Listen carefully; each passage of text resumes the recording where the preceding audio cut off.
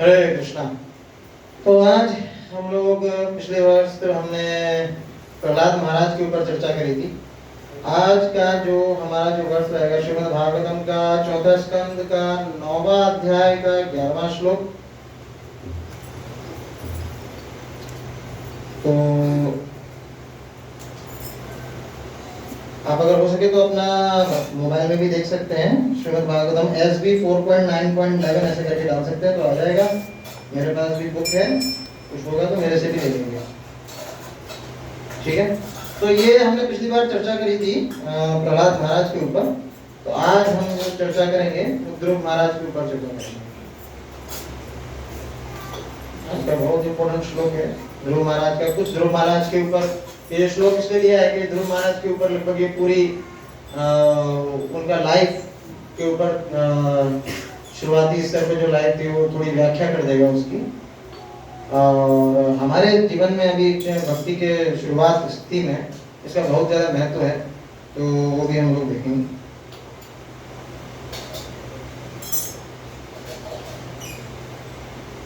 किसी को चाहिए तो हैंडल होती है। तो पहले इन्वोकेशन प्रेयर्स कर लेते हैं, उसके बाद वी विल स्टार्ट। ज्ञानतिमिरन्धस्य ज्ञानाञ्जनशलाकया चक्षुरुन्मिलितं येन तस्मै श्रीगुरुवे नमः। श्रीचैतन्यमनोभीष्टं स्थापितं येन भूतले स्वयं रूप गदामयं ददाति स्वपदान्तिकं। वन्देऽहं श्रीगुरुं श्रीयुतपदकमलं श्रीगुरुन् वैष्णवांश्च श्रीरूपं साग्रजातं जयगुणरघुनाथामृतं तं सजीवं साद्वैतं सावधूतं परिजनसहितं कृष्णचैतन्यदेवं श्रीराधा कृष्णपादान् सैकण्डलिता श्रीविशाखान्वितांश्च। हे कृष्ण करुणा सिन्धु दीनबन्धु जगत्पते गोपेश गोपिकाकान्त राधाकान्त नमस्तुते। तप्तकाञ्चन गौराङ्गी राधे वृन्दावनेश्वरी वृषभानुसुते देवी प्रणमामि हरिप्रिये। वाञ्छाकल्पतरुभ्यश्च कृपा सिन्धुभ्यः एव च पतितानां पावनेभ्यो वैष्णवेभ्यो नमो नमः। जय श्री कृष्ण चैतन्य प्रभु नित्यानंद श्री अद्वैत गदाधर श्रीवासादि गौर भक्त वृंद। हरे कृष्णा कृष्ण कृष्ण हरे हरे हरे राम राम राम हरे हरे। नमो विष्णुपादाय कृष्ण पृष्ठाय भूतले श्रीमते भक्ति वेदांत स्वामिनिधि नामिने। नमस्ते सरस्वती देवे गौरवाणी प्रचारिणे निर्विशेष शून्यवादी पाश्चात्य। हरे कृष्णा। तो जो भी ऑनलाइन में भक्त हैं उन सबको हरे कृष्णा। तो आज हम लोग जो स्टार्ट करेंगे ध्रुव महाराज के बारे में श्लोक है। ये श्लोक कौन से सिचुएशन पर है ये हम बता देते हैं।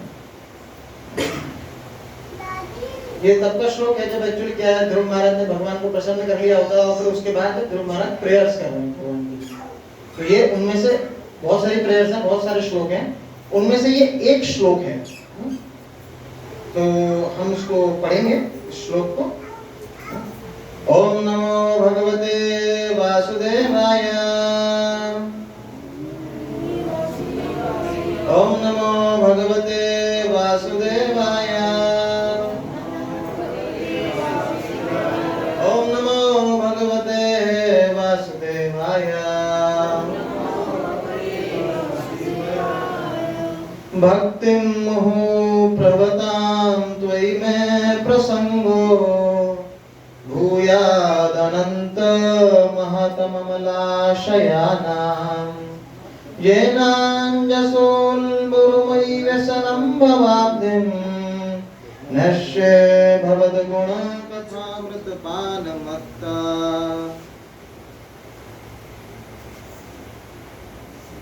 कैसे पढ़ो? भक्तिं मुहु प्रवहतां त्वयि मे प्रसंगो भूयादनन्तमहताममलशयानां येनाञ्जोऽसुल्बनं मुरुव्यसनं भवाद्भिं नश्ये भवद्गुणकथामृतपानमत्ता। आप में से कोई पढ़ेगा? बुक में से? हाँ, ओके ओके, यस।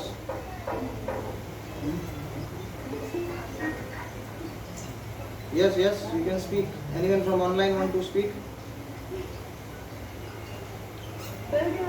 हाँ, पढ़िए।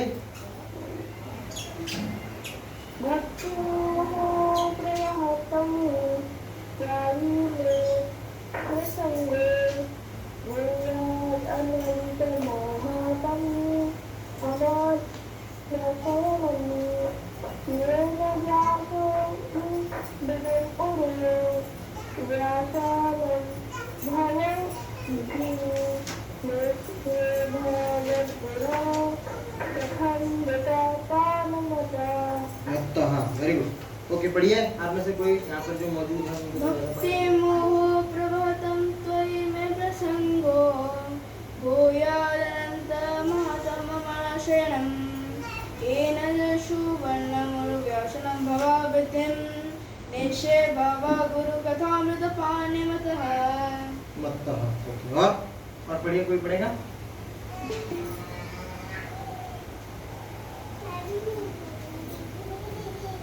Okay, so can I have book? Thank you. Thank you. Rohan Manish, thank you. तो अब हम इसका ट्रांसलेशन पढ़ेंगे और इसके परपट को थोड़ा धीरे धीरे पढ़ते हुए जाएंगे।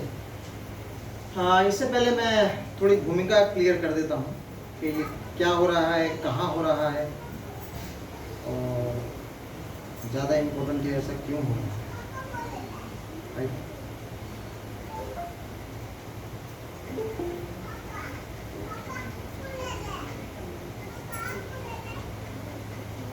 ओके, तो बात है सतयुग की और उस समय राजा उत्तानपाद पूरे भारतवर्ष के राजा थे। उस समय भारतवर्ष नहीं केवल एक आप जो अभी इंडियन सब कॉन्टिनेंट उसको समझते हैं, ऐसा नहीं था। भारतवर्ष मतलब आप उसको पूरा पृथ्वी उसको बोल सकते हैं। उससे पहले उसका नाम था इलाव्रत वर्ष, है ना। इसके बाद उसका नाम भारतवर्ष पड़ा, तब से भारतवर्ष ही अभी तक चला आ रहा है और भारत नाम भी वही भारतवर्ष पड़ा हुआ है।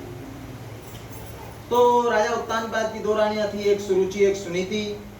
सुरुचि एक्चुअली जनरली होता है कि जो आपके जनरली कुछ वाइफ्स होते हैं तो एक कोई ज़्यादा फेवरेट होते हैं, एक कोई कम फेवरेट होते हैं, तो बन ही जाता है चॉइसेस, है ना। तो ध्रुव महाराज अपने पिता की गोद में बैठना चाह रहे थे, तो सुरुचि ने उनको जो राजा की पसंदीदा पत्नी थी उन्होंने जो ध्रुव को नीचे से उसकी गोदी में से उतार दिया। तो उन्होंने बोला कि इस स्थान पे तुम तभी बैठ सकते हो जब तुम अगले जन्म में मेरी कोख से जन्म लो, फिर तुम अपने पिता की गोद में बैठ सकते हो। हालांकि उत्तानपाद अगर देखा जाए तो ध्रुव महाराज के सेमिनल फादर हैं, ऐसा नहीं है उनके फादर नहीं। और फिर ध्रुव महाराज का क्या है, तो आप जानते हैं क्षत्रिय, तो क्षत्रिय डायनेस्टी के बारे में बात कर रहा है। और क्षत्रियों को जनरली क्या होता है कि दे आर वेरी पैशनेट, और बच्चा तो था ही छोटा 5 साल का, तो खून खोल गया और गए अपनी माता के पास पूछने के लिए कि मुझे ऐसा ऐसा उतार दिया है गोदी से। तो उनका फिर इच्छा हुआ कि नहीं, मेरे पिता से भी ज़्यादा, उससे भी बड़ा मुझे साम्राज्य चाहिए। मतलब कहने का मतलब ये है, गोदी से उतार दिया, कहने का मतलब तुम एक तरीके से ये साइन भी उन्होंने दिखाया, एक तरीके से शो किया कि तुम ये राजा के उत्तराधिकारी नहीं बन सकते, जो मेरी कोख से जो जन्म लेगा वो उत्तराधिकारी बनेगा। एक तरीके से ये एक तरीके से दिखाना है, एक तरीके से कि नहीं उतार दिया, मतलब इतनी हिमाकत हमने कर दी कि तुमको गोदी से उतार दिया तो you will not become obviously Prince नहीं हो तुम, है ना। सेकंड नंबर के प्रेम से रहोगे, फर्स्ट नंबर के रहोगे, क्या नहीं होगा। तो ध्रुव महाराज का क्षत्रिय कुंभ खोल गया। तो खैर तो बच्चे थे, तो अपनी माता से पूछा, माता ने बोला कि नहीं, कि ये तुमको जो तुम्हारे पिता से भी बड़ा साम्राज्य वो भगवान दे सकते हैं, तो भगवान कहाँ मिलेंगे।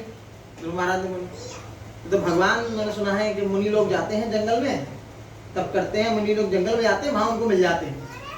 ठीक है, ध्रुव महाराज एकदम से बात सुनकर, अभी देखिए ये जो मूड है ये कुछ भौतिक चीज को पाने के लिए है, ये एक्चुअली जो मूड ये एक्चुअली भगवान की कोई भक्ति पाने के लिए नहीं है।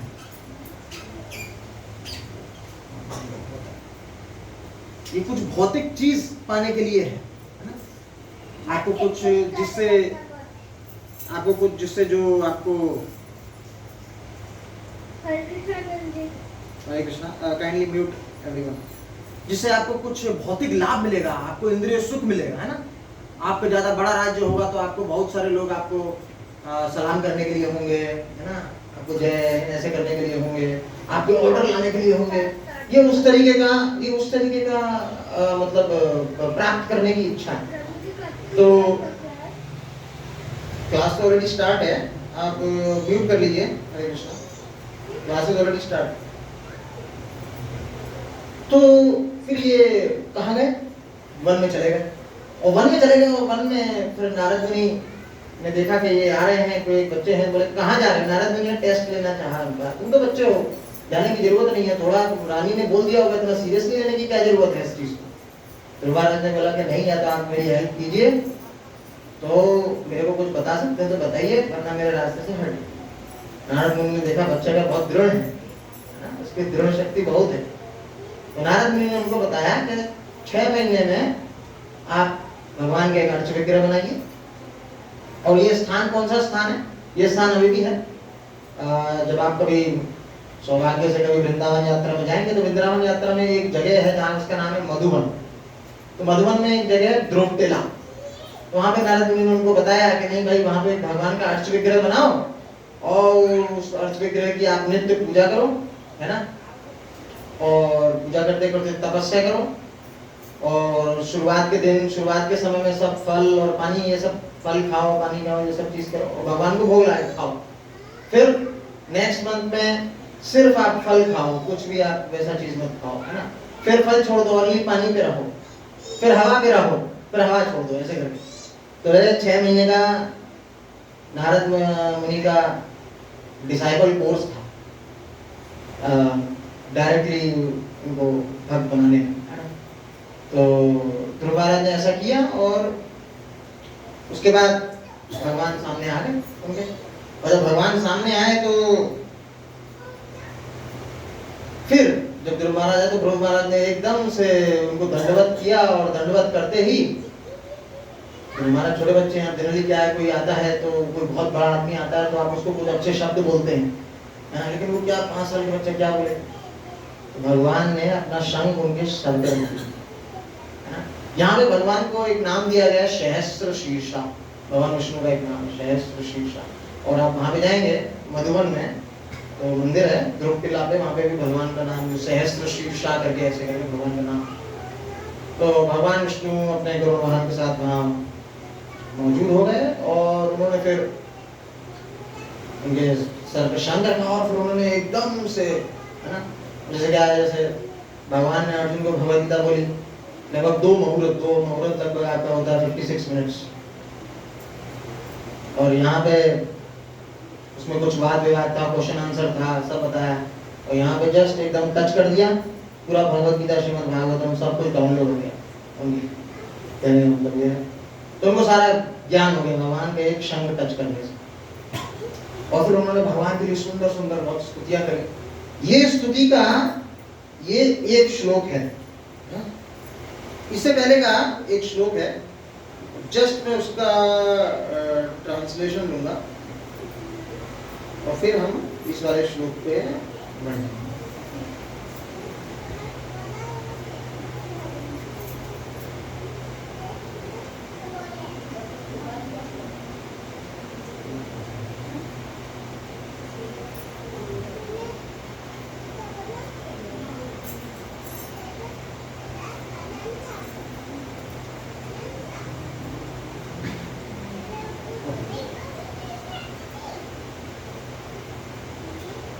इसका ट्रांसलेशन तो पढ़िए जरा 4.9.11। हाँ okay. My Lord, Dhruv Maharaj continue. तो हम इसका ट्रांसलेशन पढ़ रहे हैं, जो हमने जो श्लोक पढ़ा है उसका ट्रांसलेशन पढ़ रहे हैं। ध्रुव महाराज continue, O unlimited Lord, kindly bless me so that I may associate with great devotees who engage in your transcendental loving service constantly as the waves of river constantly flow। मैं इसको धीरे धीरे आपको बताता चलूंगा, हिंदी और इंग्लिश में इसका अनुवाद करता चलूंगा।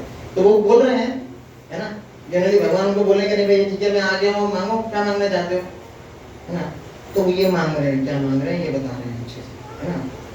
मेरे को ये आशीर्वाद दीजिए कि मैं हमेशा आपके भक्तों के साथ में आपकी भक्ति, प्रेममय भक्ति सेवा करता रहा, ठीक है ना। ये बोल रहे हैं, ये मांग रहे हैं, ठीक है ना। Such transcendental devotees are completely situated in an uncontaminated state of life, है ना। वो जो भक्त हैं जो भौतिकवादी चीजों से ऊपर हैं, है ना, और आपकी प्रेममय सेवा में हमेशा लगे रहते हैं।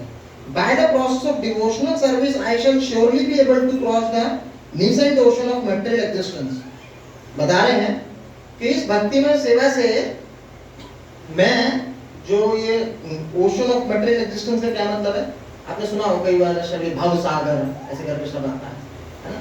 तो भव सागर क्या है, ओशन ऑफ मटेरियल एग्जिस्टेंस क्या है, cycle of this birth, old age, disease and death. मनुष्य जीवन को अगर 84 लाख योनि में आता है तो इसी birth, old age, disease, death ये चक्र में घूमता रहता है।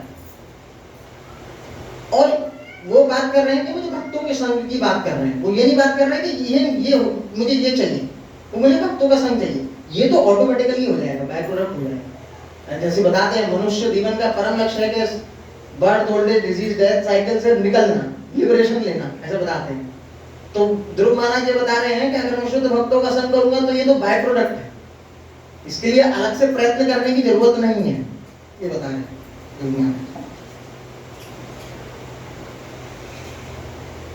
हाँ, it will be very easy for me, ये बहुत इजी होगा मेरे लिए, ठीक है ना। क्यों? For I am becoming mad, है ना, मैं पागल हूँ, मैं पागल हो जाऊंगा, पागल होता हूँ इसके लिए।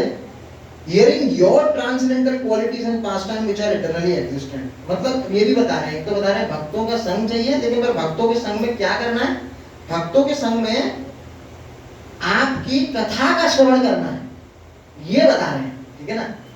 तो अब जैसे बोले कि नहीं भक्तों का तो संग, अब एक्चुअली अगर बोला जाए तो कोई शुद्ध भक्त का संग तो एक्चुअली क्या मच्छर भी करता है ना, मच्छर भी आएगा तो तरीके से संग करेगा, लोग खून चूसेगा, लेकिन बोले वो बता रहे हैं भक्तों के संग में एक्टिविटीज भी बता रहे हैं, है ना।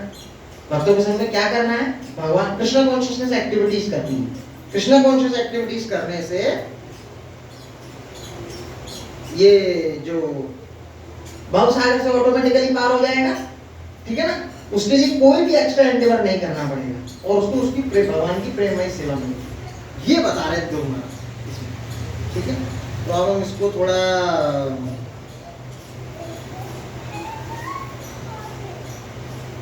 परपट बाय परपट चलेंगे इसमें। तो जैसे ही भगवान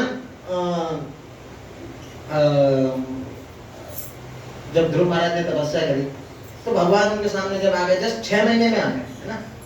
और बाकी लोगों ने आपने सुना होगा जैसे रावण और ये सब जो लोग तपस्या करते हैं, बड़ी बड़ी तपस्या करते हैं, है ना, लाखों लाखों वर्ष की, हजारों हजारों वर्ष की, है ना। ध्रुव महाराज ओनली 6 मंथ्स, है ना, उन्होंने तपस्या करी और उनके जैसे भी कठिन तपस्या वैसी तपस्या नहीं करी, है ना। जब उनको ये क्या बोलते हैं हिरण्याक्ष, जब ब्रह्मा जी की तपस्या कर रहे थे लाखों करोड़ों साल बाद, तो वहां पे हिरण्याक्ष उनको मिला नहीं, वहां पे एंट हिल मिला था उनको, है ना, जिस तरह हिरण्याक्ष। तो हिरण्याक्ष को पूरा एंट्स जो थी, चींटी थी, वो इतना खा गई थी कि उसने उसके शरीर में एंट हिल बना दिया था। लेकिन हिरण्याक्ष को वहां पे तब भी था, ठीक है। तो ये हाल हो गया था तपस्या करते करते। लेकिन यहाँ तो ध्रुव महाराज कंप्लीटली इन वन पीस, कोई प्रॉब्लम नहीं, और भगवान आ भी गए और भगवान उनको मनचाहा वर देने के लिए भी तैयार है ना। ऐसा कभी होता नहीं है ना। भगवान एक्चुअली क्या किसी भौतिक चीज के लिए नहीं आते, है ना। भौतिक मतलब आप बोलते हैं कि भौतिक जिसका हृदय है वो भगवान विष्णु के लिए जनरली डायरेक्ट नहीं होता, है ना। और भगवान विष्णु को जनरली क्या जाता है, भौतिक देवता जाता है शिव जी के पास जाता है, ब्रह्मा जी के पास जाता है, अन्य देवी देवताओं के पास जाता है ना। यान्ति देवव्रता यान्ति पितृ यान्ति पितृव्रता भूतेजो यानि भूतेजो मद याजिने भी यान्ति मां, है ना। जो देवताओं जिनका जो देवताओं की पूजा करते हैं वो देवताओं के लोक में जाते हैं, जो पितरों की पूजा करते हैं पितरों के लोक में जाते हैं, जो मेरी पूजा करते हैं वो मेरे लोक में आते हैं, ऐसे बताते हैं। तो यहाँ पे ध्रुव महाराज बता रहे हैं, तो ध्रुव महाराज एक्चुअली क्या भगवान तपस्या से कैसे प्रसन्न हो गए, है ना। एक श्लोक आता है, अगर आपने उद्धव गीता अगर पढ़ी होगी तो उसमें एक श्लोक आता है, भागवतम के 11वें स्कंद में है, ना साध्यति माम योगो ना सांख्यम धर्मो उद्धवा, है ना, ना स्वाध्याय तपस्या यथा भक्तिर ममोर्जिता। तो मतलब भगवान बता रहे हैं ना तो मेरे को किससे साधया, मेरे को मतलब मेरी साधना किससे नहीं होती, है ना। ना साध्यति माम योगो, योग से, कोई अष्टांग योग करता है तो भी मैं उससे प्रसन्न नहीं होता, ये भगवान कृष्ण बता रहे हैं, है ना। कोई सांख्य योग करता है तो भी नहीं, धर्म कर कोई धर्म जैसे मात्र धर्म पितृ धर्म कोई एक्सक्लूसिवली बस यही सब चीज करता है तो भी भगवान को पाने के लिए मुश्किल है उसके लिए, है ना। ना स्वाध्याय, स्वाध्याय मतलब वेदों का पठन कर रहा है तो भी नहीं, उसके लिए मना कर रहे हैं। ना स्वाध्याय तपस जो बोल रहे तपस्या, ना स्वाध्याय तपस त्याग, तपस मतलब तपस्या भी कर रहा है तो भी नहीं। तो त्याग मतलब रिनंसिएशन, मतलब सब कुछ छोड़ दिया, जंगल में चला गया तो भी नहीं। फिर क्या भगवान को क्या मतलब भगवान को कौन पा सकता है, यथा भक्ति ममोर्जिता, जो मेरी भक्ति करता है वो मुझे पा सकता है ना। तो भगवान एक इन सब चीजों को एक्सक्लूसिव चीजों को इनको एक तरीके से भक्ति से अलग भी कर रहे हैं, लेकिन पर ध्रुव महाराज ने तपस्या करी, वो कैसे पा लिए भगवान को, कैसे आ गए भगवान। एक जगह तो भगवान यहाँ पे मना कर रहे हैं और एक जगह बोल रहे हैं कि ध्रुव महाराज ने तपस्या करी तो भगवान आ गए, ये कैसे संभव है। क्या लगता है, भगवान ने थोड़ा कॉन्ट्रडिक्टरी बोल दिया क्या, क्या लगता है, गड़बड़ बोल दिया क्या।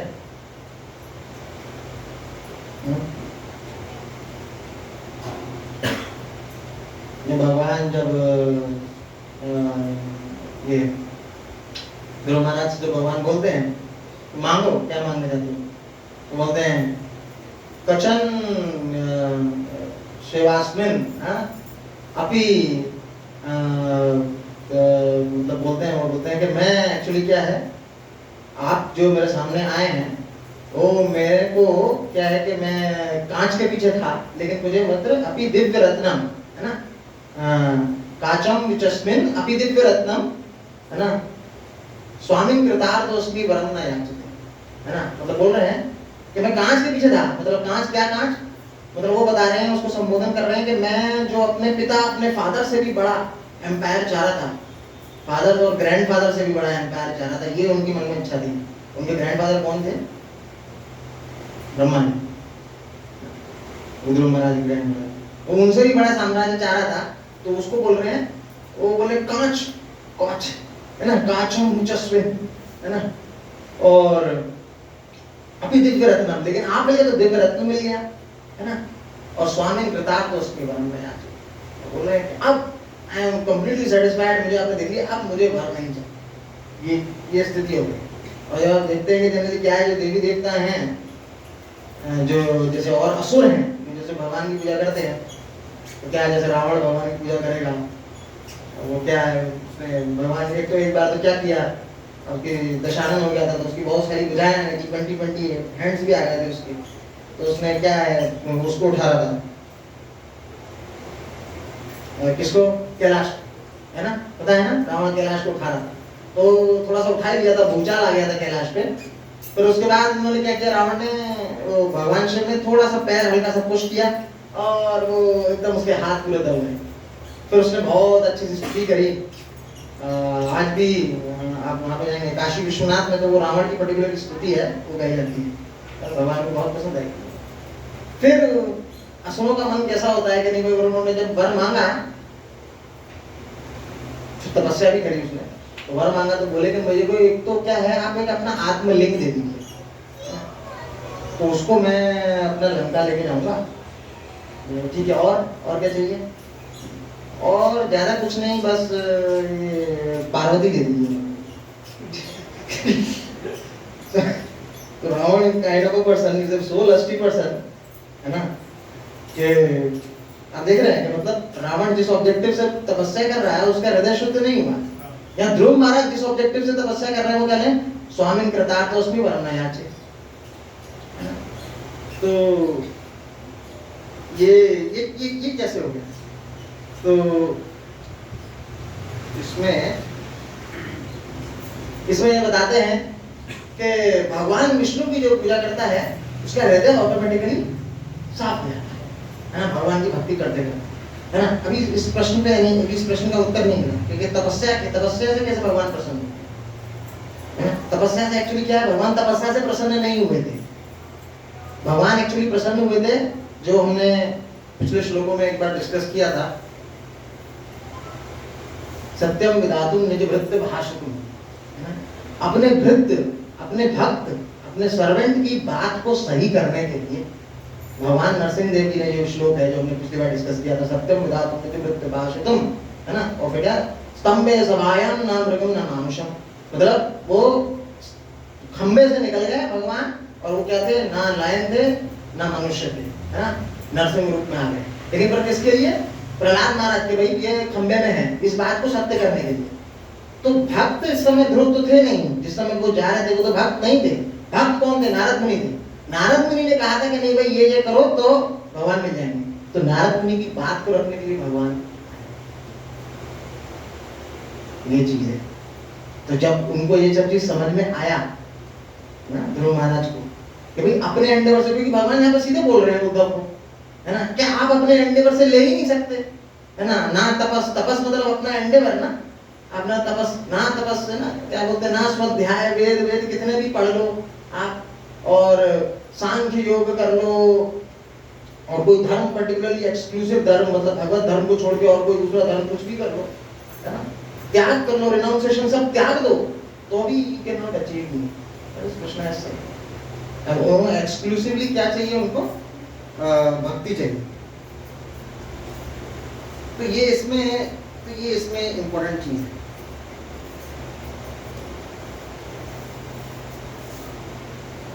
हाँ, ये श्लोक था जो बताना चाह रहा था, स्थाने विलासी तपसे स्थितो हम त्वाम प्राप्तवान देव मुनिंद्र भूयम, मतलब स्थानाभिलाषी, मतलब उस स्थान का अभिलाषी था जो ब्रह्मा जी से भी ऊपर था, ऐसा, ठीक है ना। तपस्वी, उसके लिए तपस्या की मैंने आपके लिए, लेकिन और क्या हुआ, त्वाम प्राप्तवान, हे भगवान आप मुझे प्राप्त हो गए, है ना। कौन, देव मुनिंद्र भूयम, देवता भी, मुनि भी, इंद्र, राजा, ये सब के लिए भी आप भूय हैं। ये भी ये आप इनसे आप तपस्या करके भगवान प्राप्त नहीं कर पाते, इनके लिए भी बहुत मुश्किल हो जाता है तपस्या करेंगे। विश्वामित्र ने कितनी बार तपस्या करी, है ना, बार कोई ना कोई प्रॉब्लम हो जाती थी विश्वामित्र को।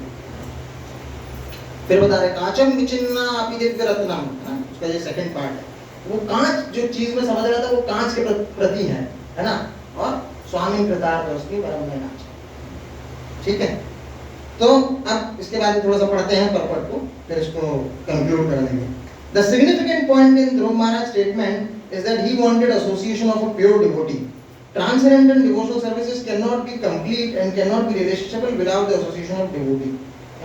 तो ये आप समझे ना क्यों बोल रहे हैं कि भाई मेरे को शुद्ध भक्त का संग चाहिए, क्योंकि उनको समझ में आया कि भाई 6 महीने की ये जो मैं एंडेवर लगाया हूँ इससे भगवान प्रसन्न नहीं हुए। भगवान प्रसन्न हुए नारद मुनि ने मेरे को बोला, वो गुरु हैं मेरे, उन्होंने मेरे को इनिशिएट किया वो बात को रखने के लिए, है ना। भगवान की भगवत गीता में बोलते हैं अर्जुन को, कौन थे प्रतिदान ही नाम है भक्ता प्रणश्यति, वो बोलते हैं भगवान तुम डिक्लेयर करो कौन थे, है ना, ये कौन थे अर्जुन, तुम डिक्लेयर करो कि मेरे भक्तों का विनाश नहीं होता, है ना। वो खुद क्यों नहीं बोल रहे, वो इसलिए नहीं बोल रहे कि मैं हो सकता है अपना वचन तोड़ दूं।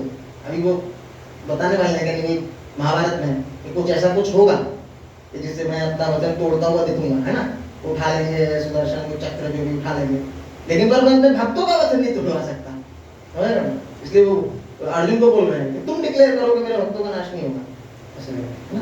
तो भगवान अपने भक्तों के वचन वो इम्पोर्टेंट है भगवान के, तो वो भी बोल रहे हैं कि वो भक्तों के संग मेरे को दीजिए।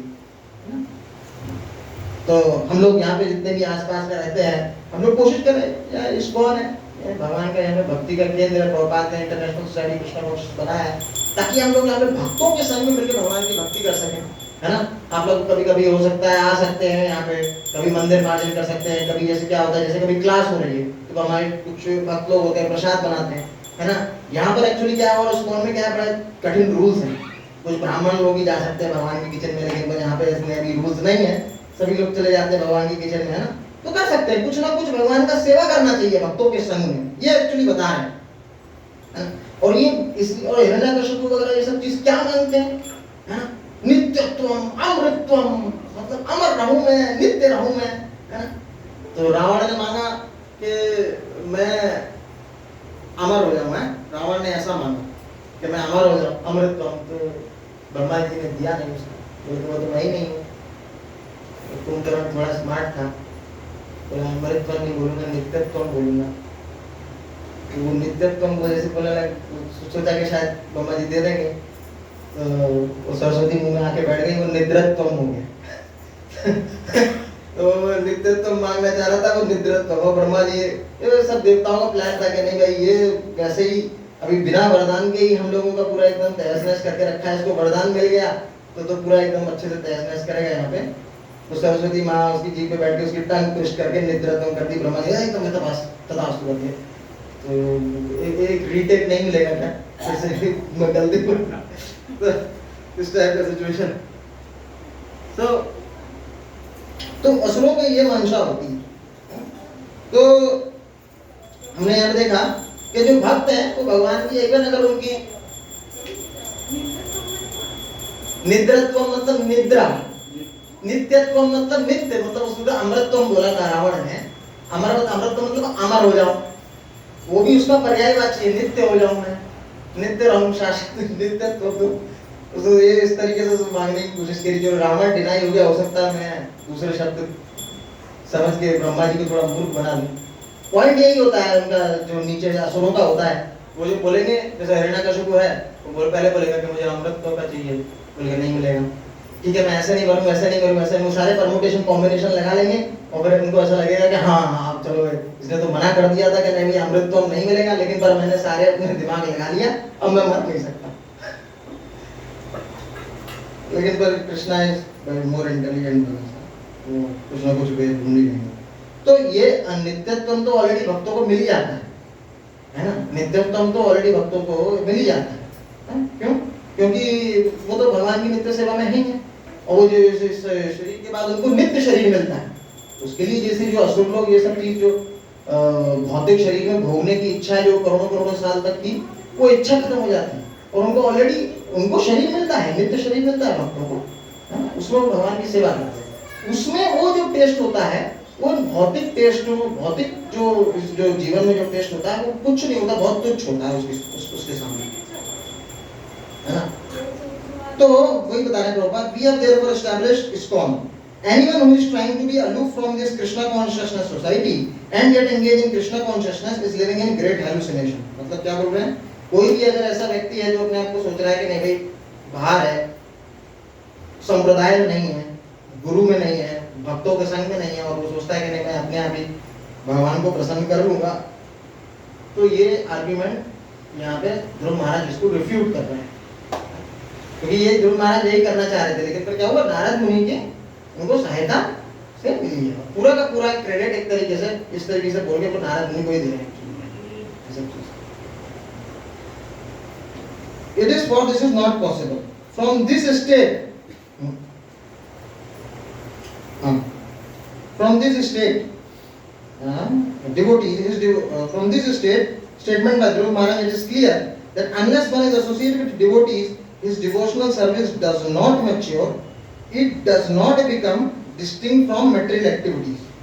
The Lord says, क्या बोल रहे हैं कि ये जो हम लोग जो बाहरी रूप से जो भक्ति करेंगे, जिस संप्रदाय विहीन, गुरु विहीन, है ना, बिना गुरु के, बिना भक्तों के इस तरीके भक्ति करेंगे, वो बाहरी रूप से ऐसा लगेगा कि भक्ति कर रहे हैं, लेकिन पर वो क्या है, वो एक तरीके से मटेरियल एक्टिविटीज में ही काउंट हो जाती है ना। जैसा इसका एक बहुत अच्छा एग्जांपल है, आपने जानते होंगे कि नहीं, युधिष्ठिर महाराज एक बार जब कौरवों का युद्ध एकदम चालू था, तो युधिष्ठिर महाराज ने सब डिसाइड किया कि नहीं भाई लास्ट में भगवान कृष्ण जाए, तो दुर्योधन को लगा कि इस बार भगवान कृष्ण आ रहे हैं, इनको अपनी साइड कर लेता हूँ। वो इनको अगर अपनी साइड कर लिया तो फिर भाई सुदर्शन चक्र वगैरह सब हमारा, और फिर ये तो पांडव तो एकदम गए, है ना। और भाई उनका दुर्योधन का लॉजिक भी सही था कि भाई रिश्तेदार उनके हैं तो हमारे भी तो है ना, तो रिश्तेदार हमारे से भी निकालेंगे। पॉइंट यही था, उसको ये लगता था कि भगवान उनके मतलब इसलिए कि रिश्तेदार हैं सिर्फ, तो हम भी तो रिश्तेदार हैं, हम भी तो कम रिश्तेदार नहीं है। तो भगवान जब आ रहे थे तो साइड में, जैसे क्या उस समय तो इतना होटल नहीं होता था, इसने दुर्योधन ने पूरे एकदम रास्ते में ही पूरे एकदम बहुत भव्य स्वागत की तैयारी कर दी। रास्ते में ही बहुत छोटे मोटे होटल्स और भगवान के स्वागत के लिए, भगवान के खाने पीने के लिए बहुत सारी चीजें एकदम रास्ते में से इसने बनाना चालू कर दी। और उसमें क्या था, पूरे हस्तिनापुर में सबसे अच्छा महल किसका था? किसका हुआ? धृतराष्ट्र राजा थे, दुर्योधन प्रिंस था। दुर्योधन का नहीं, जो दुर्योधन का फेवरेट था उसका, दुर्योधन का फेवरेट था दुशासन, ठीक है ना। दुशासन का सबसे एकदम बेस्ट महल था, और भगवान उसने पूरा वो किया कि नहीं भाई ये दुशासन के महल में रहने की भगवान की पूरी तैयारी कर दी। और इतनी आइटम भगवान के लिए बनवाए उसने, और आया पूरा एकदम स्वागत किया। नहीं भाई चलिए, आपके लिए मैंने एकदम हमारे जो एकदम सबसे बेस्ट 7 स्टार होटल है उसमें आपके लिए रहने की व्यवस्था करिए। वो 7 स्टार होटल दुशासन का घर था। और भगवान ने बोला कि देखो, दो ही सूरतों में आदमी है वो किसी का भोजन स्वीकार करता है, या तो बहुत भूखा है ना, और या उसके लिए मेरे लिए बहुत प्रेम है। तो मेरा तो शरीर दिव्य है, मेरे तो भूख लगती नहीं, ऐसा भगवान ने एक्चुअली इनडायरेक्टली भगवान ने बोला, मेरा तो शरीर दिव्य है। और दूसरा ये है कि तुम प्रेम करते नहीं मेरे से, ठीक है, तो मैं जा रहा हूँ विदुर के घर, ठीक है ना। तो एक तरीके से लग रहा है भारी रूप से कि नहीं भाई दुर्योधन बहुत सारी चीजें भगवान के लिए जुटाने की कोशिश कर रहा है, महल वगैरह खान पीन ये सब चीज कर रहा है ना। लेकिन पर क्या उसका पर्पस क्या कृष्ण को प्रसन्न करने के लिए था? नहीं, पर्पस मेनली मैटर करता है ना। पर्पस आप किस उद्देश्य से कर रहे हैं, है ना। जैसे थोड़ा सा कृष्ण ने मना किया, जैसे वो जब द्यूत सभा जब भगवान सभा में पहुंचे, और जब भगवान का जो ऑर्डर था कि नहीं 5 गांव भी दे दो तो भी मान जाएंगे, उसने भी मना किया, तो एकदम से क्या किया, भगवान को बांधने की कोशिश करी। तो भगवान से प्रेम नहीं था उसका ये था मैं किसी तरीके से भगवान से अपना काम करवाना है, भगवान को भी इस्तेमाल करना चाहता था, है ना। तो फिर लेकिन पर बाहर से क्या लग रहा है, पैलेस बनवा रहा है भगवान के लिए, अच्छा खान पान बनवा रहा है। तो ये इसको बोलते हैं चेष्ट भक्ति, मतलब ऊपरी तौर पे ये भक्ति रहती है। और दूसरा एग्जांपल है भाव भक्ति। भाव भक्ति क्या है, जैसे भगवान चले गए विदुर के घर, और विदुर के घर चले गए तो यहाँ पे विदुर रानी थी, उनकी पत्नी थी। विदुर थोड़े समय बाद आए और देखा तो ये नहीं भाई ये तो विदुर, जैसे देखा कि अरे भगवान आ गए। उनको प्लान तो यही था कि नहीं भाई ये तो जाएंगे उधर में, क्योंकि राजा ने प्लान ऐसे किया था, और ये हमारे घर आ गए, हमारे पास अभी तो इतना कोई व्यवस्था नहीं खाने पीने का। तो वो बोल रहे हैं yes yes yes yes yes please. तो वो बोल रहे हैं कि मेरे को भूख लगी है बहुत, है ना। वहां पर दुर्योधन के पास बोल दिया कि कुछ भूख नहीं लगी। यहाँ विदुर के पास आके बोल रहे हैं दासी पुत्र है ना, उतना महल भी उनका उतना बढ़िया नहीं कि मेरे को भूख लग रही है, कुछ खाने को दो मेरे को। तो वो कुछ भी था नहीं उस समय, एकदम से कैसे लाके दे देंगे, वो बनाना पड़ेगा, कुछ टाइम लगेगा। बोल के उनको अभी भूख लग रही, कुछ चाहिए, तो केला दे दिए। केला था, केला एकदम से खा सकता कोई आदमी, तो बहुत ही ज्यादा तो एकदम तो बोलते हैं ना एक्साइटमेंट वाली फीलिंग में। तो क्या है कि केले दे दिए, केला निकाल के केले के छिलके दे दिए भगवान, केला निकाल दिया, केले के छिलके भगवान को दे दिए। सोचिए आपके साथ ऐसे कोई करेगा तो बोलेगा अरे ये क्या कर रहे हो, ठीक है ना। लेकिन तो भगवान भाव देख रहे हैं। अब देखिए अगर कंटेंट अगर देखें एक्चुअली तो दुशासन का कंटेंट बहुत ज्यादा हाईफाई था। आप लोग अंदर आ सकते हैं माता जी, इधर से अंदर आ जाइए थोड़ा, यहाँ पे बहुत जगह है। तो दुशासन की सर्विस बड़ी 7 स्टार 8 स्टार 9 स्टार बहुत ज्यादा बड़ी है ना, इनकी कोई 1 स्टार 2 स्टार भी नहीं थी सर्विस। लेकिन पर भाव क्या था, है ना। और भगवान ने वो केले के छिलके खा लिए, हाँ, और उससे पेट भी भर गया। तो ये पॉइंट ये है। तो बेसिकली इसी की बात कर रहे हैं। ये ऑब्जेक्टिव है ध्रुव महाराज का कि मेरे को भाव भक्ति मिले, है ना। वो कैसे मिलेगी? ऑब्जेक्टिव है भगवान का प्रेम पाना, है ना। क्योंकि भगवान ने क्या बोला, तुम तो प्रेम करते नहीं मेरे से, तो कितना भी कुछ भी आप उनके लिए कर लो, भगवान तो ऑब्वियसली प्रसन्न होंगे नहीं, है ना। और उसने क्या किया, फिर भगवान को बांधने की कोशिश करी उसने, है ना। और सोचा कि नहीं, मेरे साथ से मेरी तरफ से युद्ध नहीं करोगे तो भाई मेरे नहीं तो किसी के नहीं, लो बांध दो। यही होता है ना भौतिकवादी लोगों का, या तो मेरा हो जाए अच्छा वरना किसी का ना हो अच्छा, है ना। उसी तरीके की मेंटालिटी को रिप्रेजेंट करते हैं। तो ये है ना, आपने देखा होगा कि ये एक कांचीपुरम में एक टेम्पल है, कभी साउथ में जाएंगे यात्रा में तो पता चलेगा, वहाँ पे एक टेम्पल है जिसको बोलते पांडव दूतम, है ना। उसमें भगवान ऐसे करके ना, ऐसे ऐसे करके बैठे हैं और पैर एक नीचे, जैसे एक कुर्सी होती है, कुर्सी पे बैठते हैं ना, जैसे शिव जी बैठते हैं एक पैर नीचे करके, ऐसे करके बैठे हैं। और पांडव दूतम मतलब वो लीला को दर्शा रहा है जिसमें दुर्योधन भगवान को बांधना चाह रहे हैं। भगवान ऐसे बैठे हैं, मतलब दिखा रहे हैं, देख like a king he is sitting, या बांध दुर्योधन अगर हिम्मत है तो इस तरीके से, मतलब इस पोज में बैठे हैं भगवान। तो खैर कभी हम यात्रा में जाएंगे भक्तों के साथ तो वहां देखने को मिलेगा आपको। तो मेन ऑब्जेक्टिव ध्रुव महाराज का ये है कि प्रेम पाना। प्रेम कैसे मिलेगा? भक्तों के संग में मिलेगा, है ना। ये main objective. The association in devotional activities is just like waves of an incessant flowing river. In our Krishna conscious society, we have full engagement 24 hours a day. Every moment of our time is always engaged, है ना। प्रभुपाद ने ISKCON जो श्रृंखला बनाई है, इसमें 24 hours Prabhupada बोल रहे हैं, 24 आवर्स सर्विस है। मतलब कह रहे हैं कि सोना भी इसमें एक सेवा है, क्योंकि भक्त लोग अगर सोते हैं तो ये सोच के सोते हैं कि नहीं, मैं सुबह हमको जल्दी भगवान जल्दी सोना है ताकि हमको सुबह भगवान की सेवा करनी है, है ना। ये ऑब्जेक्टिव है। तो even sleeping is also consider a service. भगवान क्या आपका किसको नहीं, ना तपस, है ना स्वाध्याय, ना सांख्य योग, इसको भगवान भक्ति नहीं समझते, लेकिन यहाँ पे क्या सोने को भी भगवान भक्ति समझ लेंगे। ये इंपॉर्टेंट चीज है। तो पॉइंट ये है कि एंडेवर जितना, अगर आप देखेंगे एंडेवर, असुर लोग बहुत एंडेवर करते हैं, है ना, लेकिन हमको इंटेलिजेंट एंडेवर करना है ना, जो भक्तों के निर्देश में है वो एंडेवर करना है, तो भगवान जल्दी प्रसन्न होंगे। मायावादी फिलोसोफर बोल सकते हैं कि भाई चलो ठीक है, ये तो तुमने भक्तों के संग की बात करी, इसकी तो अपने खुशी के लिए तुमने बात करी, है ना, लेकिन उसका क्या, जन्म मृत्यु से कैसे निकलोगे, है ना, ऐसा मायावादी फिलोसोफर बोलते हैं। तो इसमें आंसर दे रहे हैं, इसी ये आंसर है सबसे बड़ा, ये श्लोक ही आंसर है ना। इसमें वो बोल रहे हैं कि ये भवाप्ति है ना, नेंजस ये न सोल्वन उरु व्यसनम भवाप्ति, मतलब ये एक तो बाय प्रोडक्ट है, ये cycle of birth old age disease death, Shri Radha माता की जय, इसे निकलना है तो बाय प्रोडक्ट है ना, ये बता रहे हैं।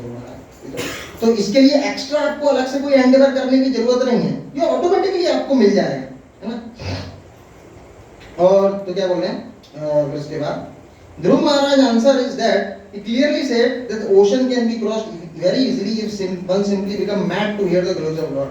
जो भगवान की कथा को श्रवण करने के लिए मैड हो जाता है, पागल हो जाता है, ये तो ऑलरेडी उसको मिल जाता है। इसमें रूप गोस्वामी एक बहुत अच्छा श्लोक बोलते हैं।